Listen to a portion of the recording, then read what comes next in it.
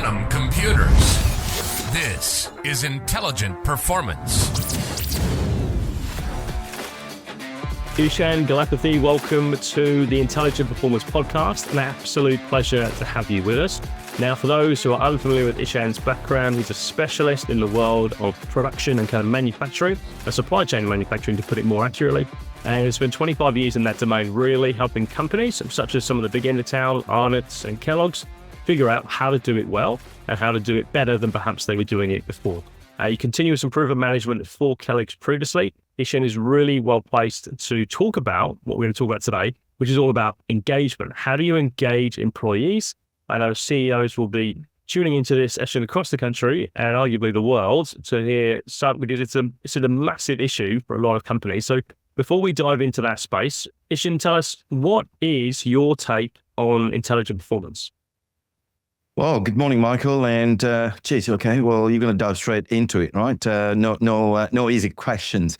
Hey, I'm going to put a manufacturing spin on it, and I think because that's my experience and expertise is in, and I'm sure your listeners and viewers would be able to kind of translate it into their world as well as what I'm about to say. So to me, intelligent performance includes three things, and this is what we do on a world-class manufacturing company. So the first thing is about effectiveness. So effectiveness is about doing all the right things. And I do that, and I help that by making sure that, whatever the companies do, it's aligned to a specific goal. Nothing I'm saying here is perhaps groundbreaking, shattering new, but you'll be surprised as to how few companies actually do this. So the first thing is about being effective. The second thing, of course, is about being efficient. Now, that's about doing more of the right things. And there are various ways of continuous improvement, methodologies to help become more efficient. The last thing is about engagement, and that's where we work with the people to actually improve efficiency. So if you're being effective, if you're being efficient, and if you are engaging your people, I think that's really intelligent performance. Awesome. I love that answer. It's probably more comprehensive than what we typically get, Ishan. And let's talk about engagement, right? Because you've spent your life in continuous improvement, supply chain, manufacturing, and manufacturing inherently is hard, right? That's what I hear. This podcast on behalf of Venom, and Venom are a manufacturer. And the thing I hear most from the founder of Venom is that it's hard manufacturing. It's involves real things, moving real things, and assembling real things together. In terms of that, why did you choose to think about or focus on engagement in your new book, Unlock? Michael, I have to say that I'm not an HR specialist to begin with, so I'll provide that disclaimer, because when I'm talking about engagement, I think people easily can mistakenly, think that I'm from an HR background. I am not. I'm a productivity specialist, and I help companies to unlock their excellence. What I have come across over the last 25 years in working across multiple countries, Michael, is that the way I help to improve productivity, engagement is a fringe byproduct. So I work with the people on the shop floor, and I make sure that they are part of the solution, and we work with them. And that methodology, or that way of working, to put it quite simply, engages people. Now, what I've also come across is I'm a huge fan of following Gallup, which the global people who measures everything about employee engagement. And I follow their global statistics. And I was quite surprised, and remain to be surprised, that there's something so blatantly obvious that's been in front of us that feels like that we haven't leveraged to improve our engagement. In fact, we've been working too damn hard, the leaders and all the good people in the HR community. I reckon we've been working too damn hard to move the needle very little, good work, but we missed something quite blatantly obvious. So having seen that, hey, when I work with companies to improve productivity, engagement goes up, I thought it's a worthwhile message to get across. And hence my third book is on that topic of let's unlock the seemingly disengaged. So what's different, I think, about what you're talking about is typically you hear about engagement as this kind of, well, my whole workforce is disengaged. And so we need to roll out, broad-based, wide-reaching engagement strategies across the workforce, right? But actually, there's a really interesting graph very early on in your book, which is the bell curve.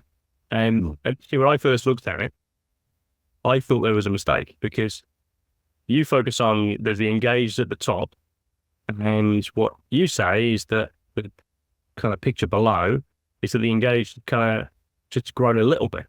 And I was like, I think I was thinking, what are you actually doing is so ultimately you're saying, don't worry about trying to engage everyone. You're just saying, really just focus on that small select group, which is probably got a high propensity for engagement, but it's just currently disengaged. Did I get that right, or did I misinterpret it?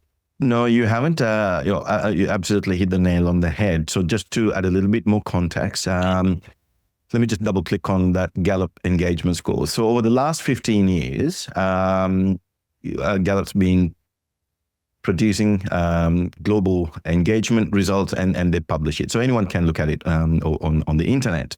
There are three types of people, as Gallup claims. And I think this is true. Firstly, there is the engagement group, and the latest 2024 data suggests that it's about 25% is the engaged category.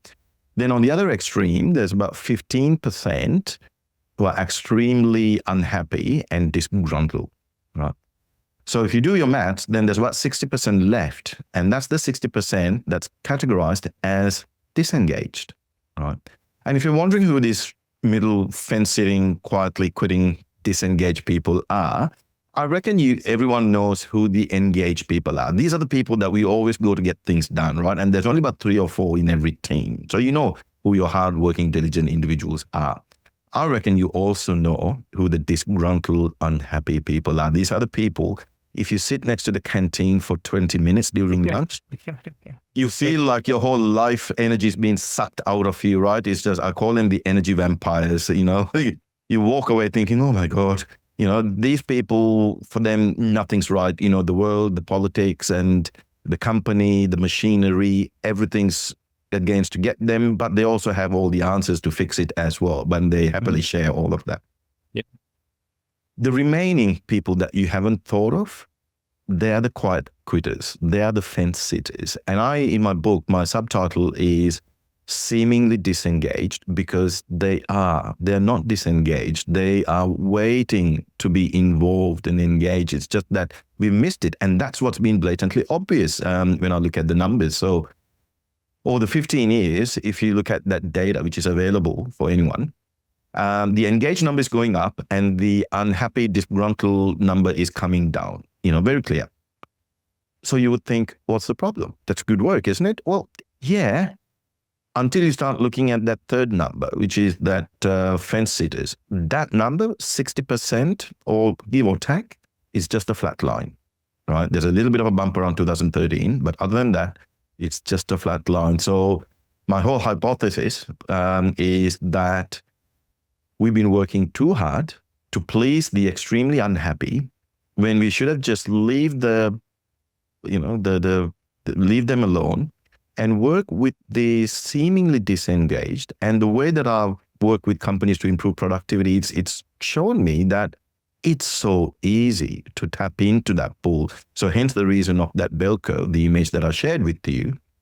Start just nudging the people that you think are fence sitters, the quiet ones. And there's a way that I go about tapping into it. You don't just go and put them into roles and say, get things done. That won't work. But that's it. It's so easy, and you can move mountains. So that's what Unlock is about. Sorry for the long explanation. No, at all. I think it's very thorough. So in terms of that group, let's say you've got, you're used to working with the big end of town in terms of large manufacturers. So as a percentage, if their workforce is 5,000 people, let's break it, just thinking in terms of sheer numbers, what would you typically expect on that bell curve? Are you thinking there's some reports that there's like 90% of people, or sorry, 90% of the work is done by 10%. Right?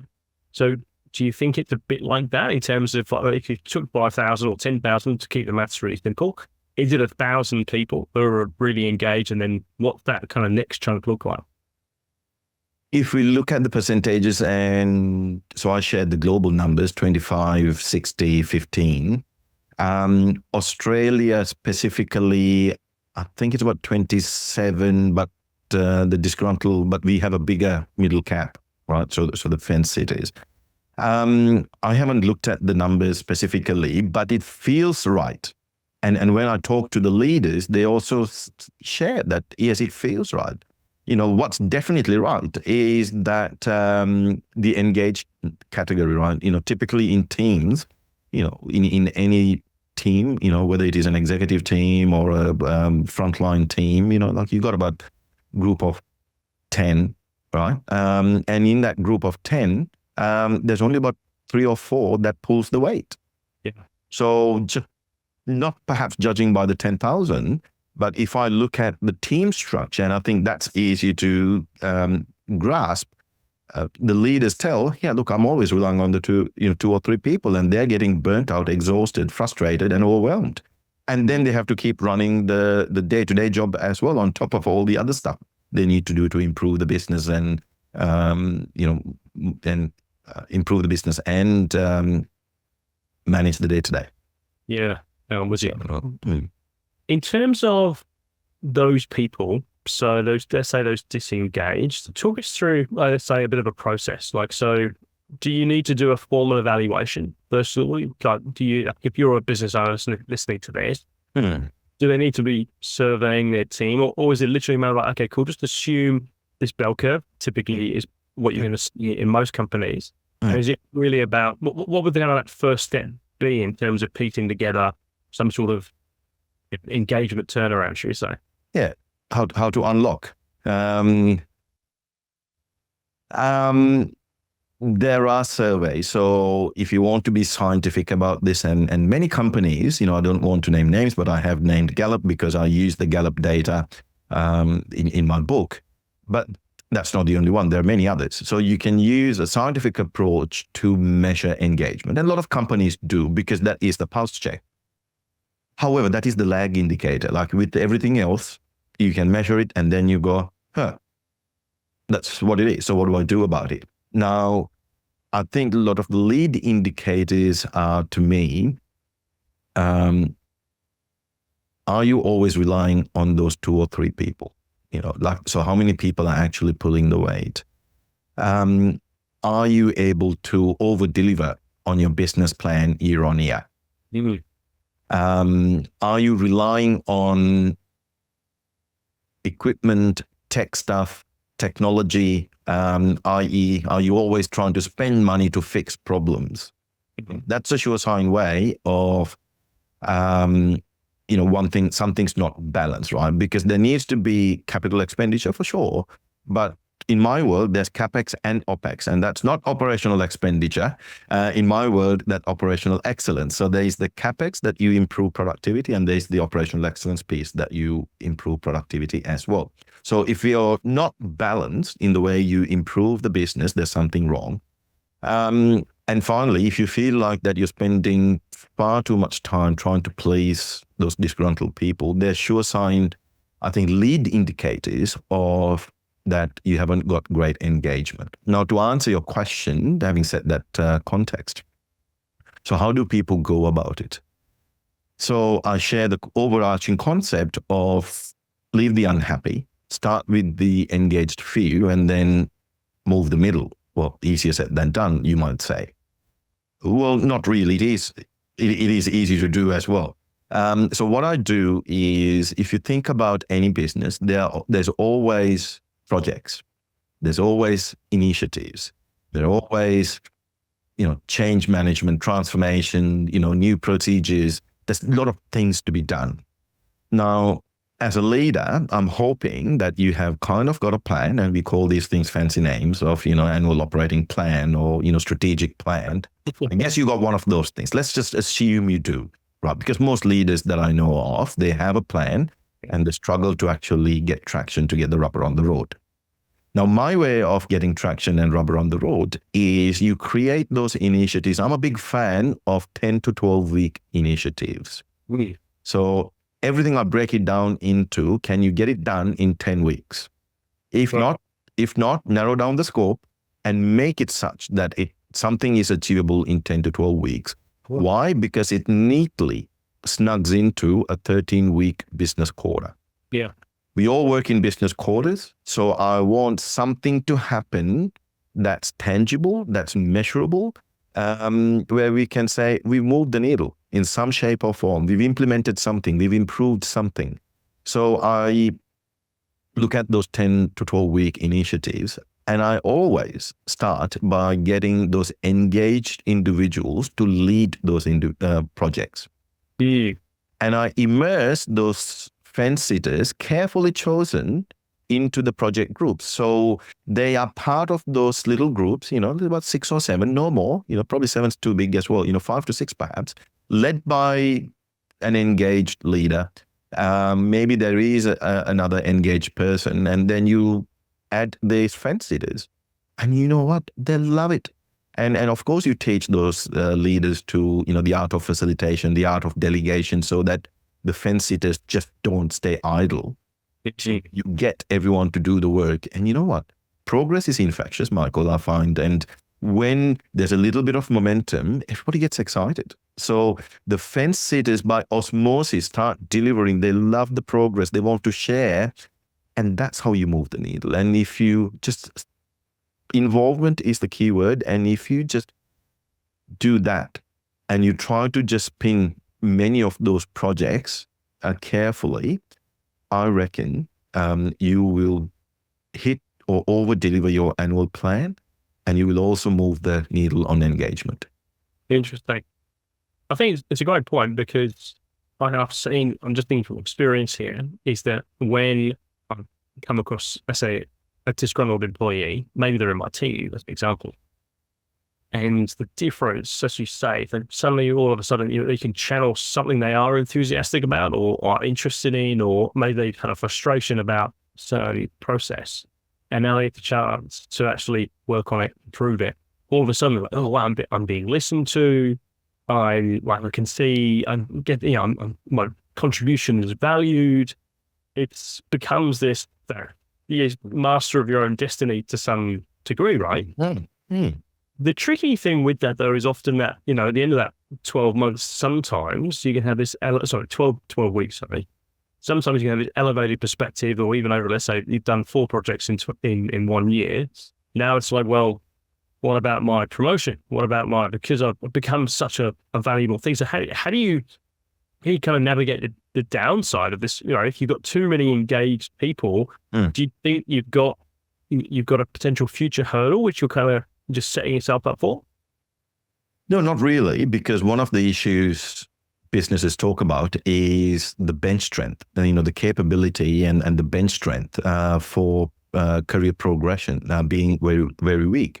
One of the other problems that leaders always talk, at least in manufacturing and supply chain, is that there's a severe shortage of employees. So at least in the short term, we fix those issues. We're able to deliver more with the same resources. We've got more leaders who are grown from within, right? So these are all great things.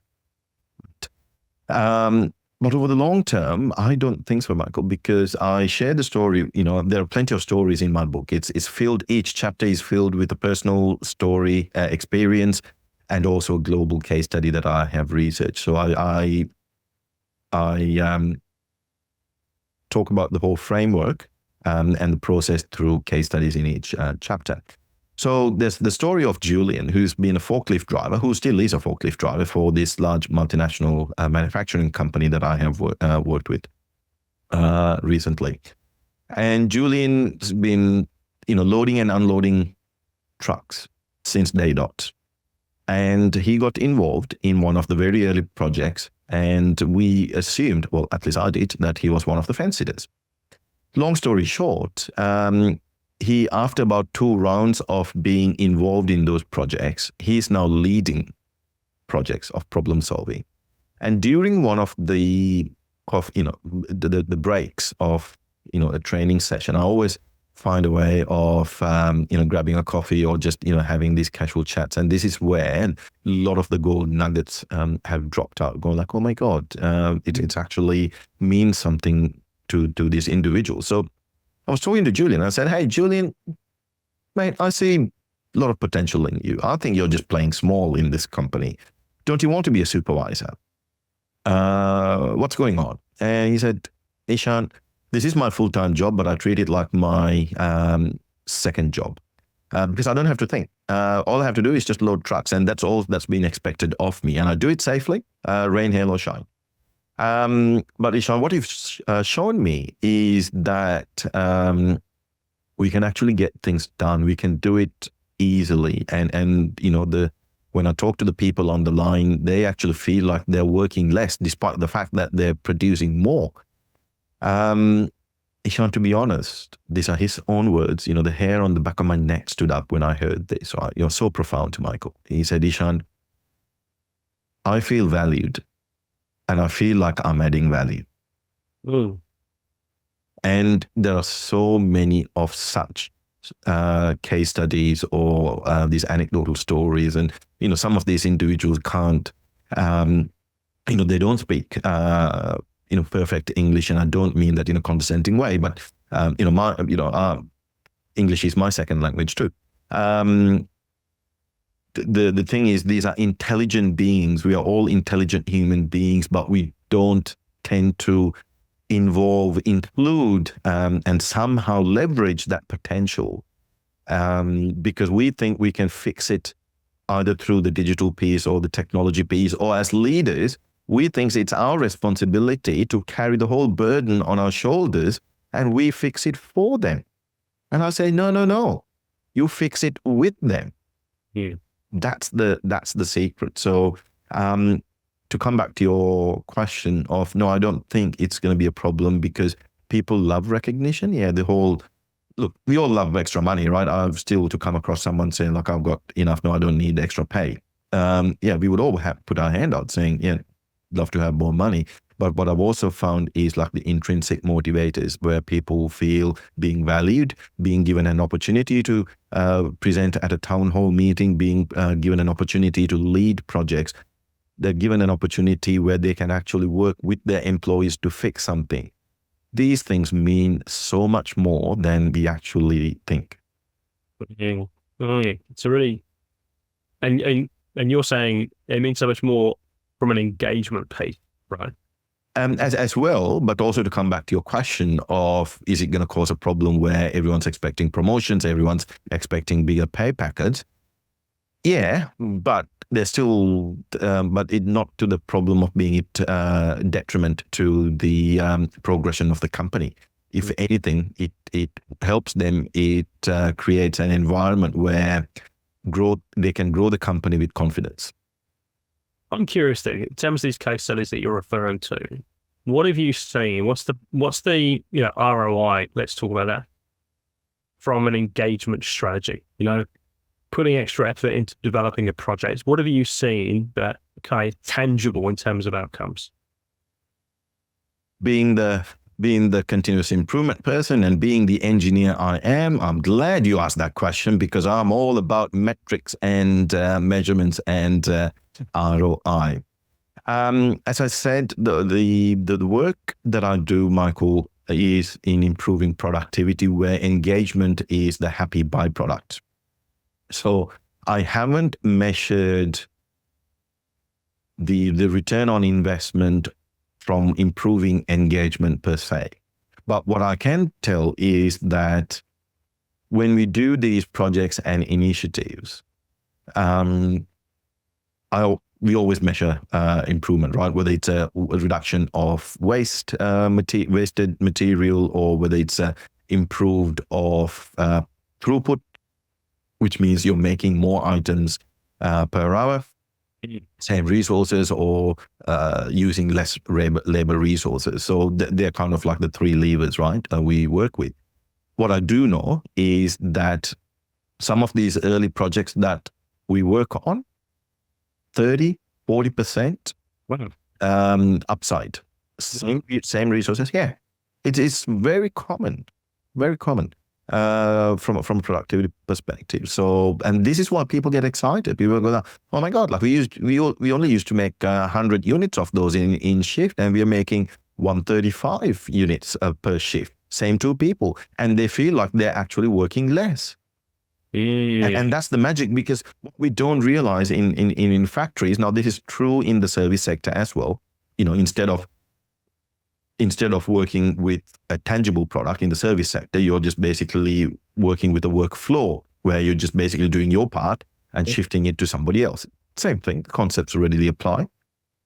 So what's happening is, from a manufacturing perspective at least, the reason why they're only making the current rate is because things go wrong, or things aren't available, or they don't know the specs, or they need to go and get the right information. And then, you know what, I haven't got the best operator in today. Now, I've got to get the second operator who's not so trained. So there's all these issues that come up. And so that's the reason why, there are these constraints and why we make at the current rate. And it's very easy to tap into that. That's what continuous improvement is all about. So to shift productivity, very easy to shift, 30-40% in areas. And the engagement goes up as well. I'm curious then, if the returns are strong, 30-40% is impressive, especially when it comes to a productivity output, especially if your fixed costs don't have to rise by the same amount, right? You're talking about basically same fixed cost, 30-40% gain.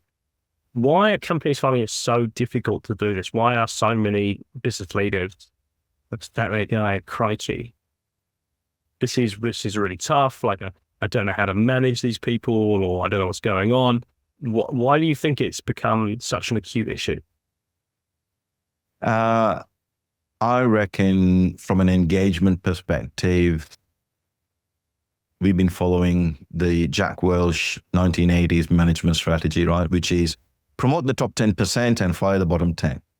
Mm-hmm. And if you look at the trends of Gallup, it kind of suggests that's more or less with the mindset that we've been operating in. The other thing, at least in Australia, what's been happening is when we look at the profit and loss statement, the labor rate is extremely high. Yeah. So the focus has been on reduce the labor, right? And we do that by thinking that we can improve productivity with equipment and technology. So there's that issue. Yes, I agree there's a place for it, but not everything needs to be improved through technology. Sometimes we try to fix a gap where there's a missing process, and we think technology or an app or something can patch it, when that's not the thing. All that does is sometimes just amplifies the issue. Yeah, and we're trying to work through with just the 2 or 3 people. We're trying to fix everything with capital. We're trying to do it all by ourselves, and we're trying to cut costs. That's the thing, we think we need to cut costs. Whereas if we had just looked at involving some of these individuals, the cost actually gets reduced automatically. Got it. Okay, so you're saying, well, the value would increase. Is that what you're saying? Cost base would stay the same, but the value that they're actually producing is higher. Absolutely. So, I mean, the cost per unit comes down for sure, but then you're able to deliver more. So, I think the focus of cutting costs has been, I think, the front of mind for many leaders, and that's an exercise where. I say, well, if you want to cut costs, you just sit down with your finance lead and take a red pen and just basically put lines through it. That's how you cut costs. But it's never a pleasant environment to be in, right? And I think you can achieve much more. Definitely achieve much more the other way. It sounds like then what you're talking about is perhaps a misconception, because the assumption there, if you cut costs like that, is that all the people, as an example, operating at their maximum capability. So you're just saying, I think maybe there's actually margin for improvement. Maybe they can do things better. Maybe they can do things faster, quicker, more efficiently. And actually, that line item, which achieves the same result, you don't have to cut it. You need to make it more effective, more efficient, to use your words. Yeah. And you get, so I guess there's different ways to get to The same result. Yeah. And the other one, that the word that you didn't use, the engagement, right? So yes, effective and efficient, and you get the bonus engagement as well. So yeah, that's the secret. So you don't have to carry the whole burden on your shoulders and think you need to fix it all by yourself. There are many methodologies, frameworks to solve problems. Pick one of them; they all work. But involving those fence sitters are the diamonds under your feet that you haven't realized.